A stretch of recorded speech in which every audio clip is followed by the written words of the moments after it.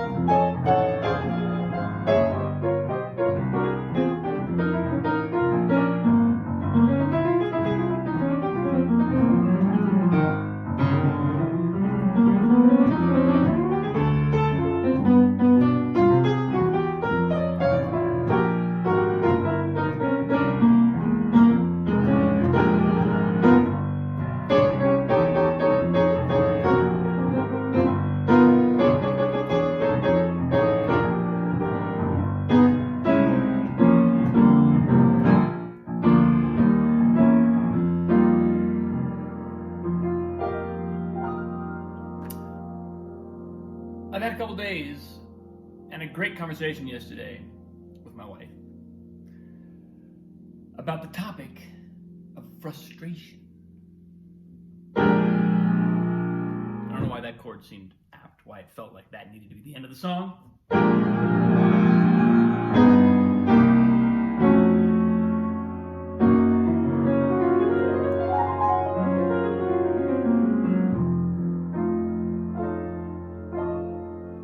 Something about the blues is like the ultimate transmutation of frustration. It's like, take the most unbelievably adverse history you can imagine and express it through the lens of exuberance and positivity, turning dissonance into playfulness. That's the blues. It's an amazing music. And what the thoughts, that's kind of the insight that's been coming to me over the last couple of days is not nearly as weighty as that, but I was talking to my wife, to Katie, about about our daughter. We're just talking about her, some of what she's going through and how she's growing, and she's doing unbelievably well. She's doing really well in all areas of her life. And we were just talking a little bit about how in Europe, there's a book that we read years ago before our daughter was even born called Bringing Up Bebe. I think the author is Pamela Druckerman, if I got that right. And she writes about raising her kids, in France. And she's an American, married to an Englishman, living in Paris. And so they have this there's this cultural amalgam of influences on these kids. And she basically contrasts the Parisian, the French way of approaching raising kids with the American one. And it's a really cool, it's a book that has a number of different levels and a number of different areas of life that it touches on. Everything from food to play to social life to playground etiquette to personal etiquette. All kinds of things are touched on, really fun. But one of the things that stands out is that she basically says the French see one of their primary tasks as parents to be providing the child opportunities for frustration. Now, that's an interesting phrase in itself, opportunities for frustration. In America, when we think of opportunity, when we use the word opportunity, we don't usually follow it with for frustration. We don't think of frustration as something that we seek to provoke or seek to extend as an experience. I can speak, maybe I should just speak for myself, but I feel like that's kind of a cultural generalization I can get away with. We try to preserve, just instinctively, our kids from experiencing too much frustration. We want to see them succeed. We want to see them do well. We want to see them actualize their desires, actualize themselves. But the author Pamela Druckerman basically gives a really compelling image of what this approach does for kids and how it gives you a sense of life. Frustration gives young people a real experience of what will inevitably come their way later in life. Not that we're setting them up for lives full of disappointment or continued frustration, but the fact that they consider frustration an opportunity and something that is worth engaging with as a teaching tool, not as something that happens as a part. We might accept that over here. We might accept that frustration inevitably happens as part of the learning process, right? Because some things are harder to learn than others, and if you're challenging yourself, you're likely going to make some mistakes. You're likely going to wrestle with things. There's a great article in the New York Times, maybe about a year ago, where the author talks about affirming the struggle. So his child was learning to read, and he talks about affirming the way his son struggles with reading as a young learning reader, and affirming the struggle more than affirming the success.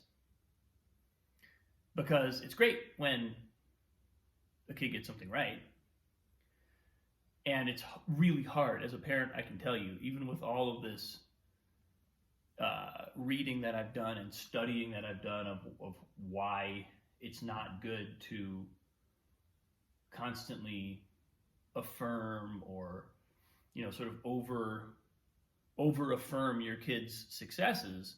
it's really hard as a parent. At least it's really hard when you have programming like I do, like probably a lot of us do, to give them that dose of approval and affirmation. It's something that we're kind of, I don't know if it's hardwired or we're just programmed culturally to do that. And I've made it a real exercise to do whenever I catch myself, and I frequently don't, but whenever I catch myself, to come back to giving my daughter the sense that, bouncing it off her, like, what do you feel about that? How do you feel about what you just did? She generally knows whether she was successful or not. Me telling her or me affirming her success is just another way of kind of telling her that's what you're supposed to be going for, and the other thing, struggle or making mistakes or frustration, is the thing you don't want. So it's really interesting to think about that, how to take something like frustration, which is inherently, there's some resistance there, right? And maybe frustration is a loaded word, because struggle is not necessarily frustration. It becomes frustration when emotionally we start to be dissatisfied with what we're doing and we wish it were going better, we wish it were going different. Struggle is simply the act of continuing to attempt something, continuing to engage with something with a goal in mind, right? It's not that we're just doing whatever. We have a goal in mind. We're working towards something, and we may not be attaining it. But that's not inherently frustrating. It's only frustrating if we think that's a problem. And I was talking in our conversation yesterday or whenever it was, I was thinking about learning an instrument. Lisa's learning violin. I've spent my life learning piano.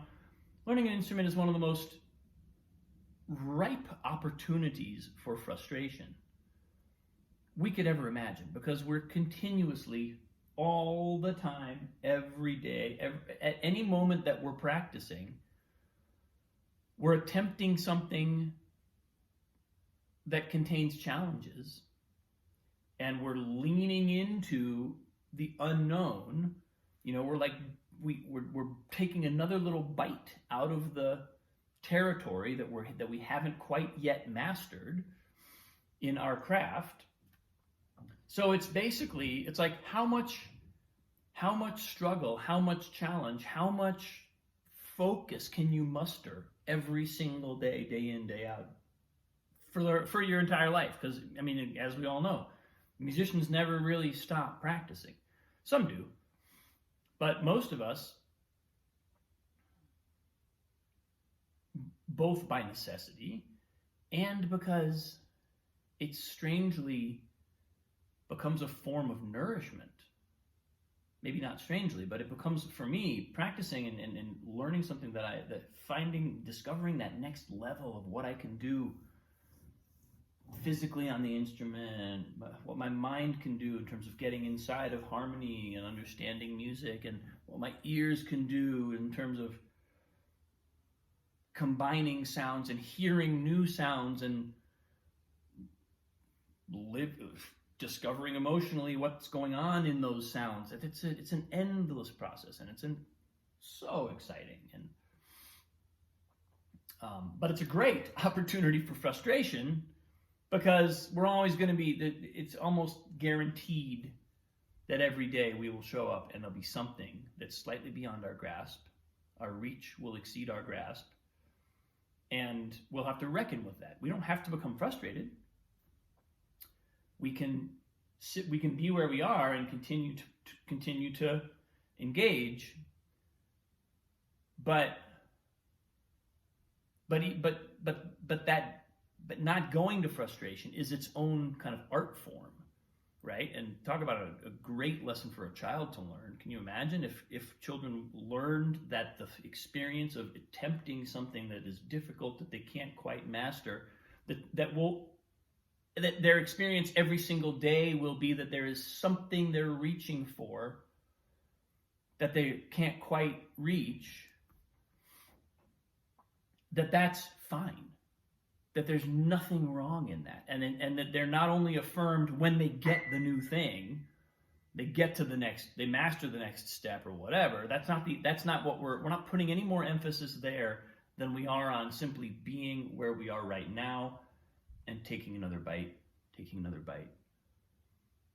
exploring over here, seeing where this leads us. Because if that process of learning and internalizing new things can become as much a fluent part of our expression as doing the things that we already do know how to do, if those things kind of become there's not a hierarchy there of what's better and what's more desirable, what's less desirable, man, all of a sudden expansion is your natural state. There's much less friction to the movement. So, opportunities for frustration. That was the insight that came to me. That's maybe one of the most valuable things we can provide as parents, but also to ourselves. So, that's what I got today, people. Thanks for watching. I appreciate you. Have a great day. See you soon.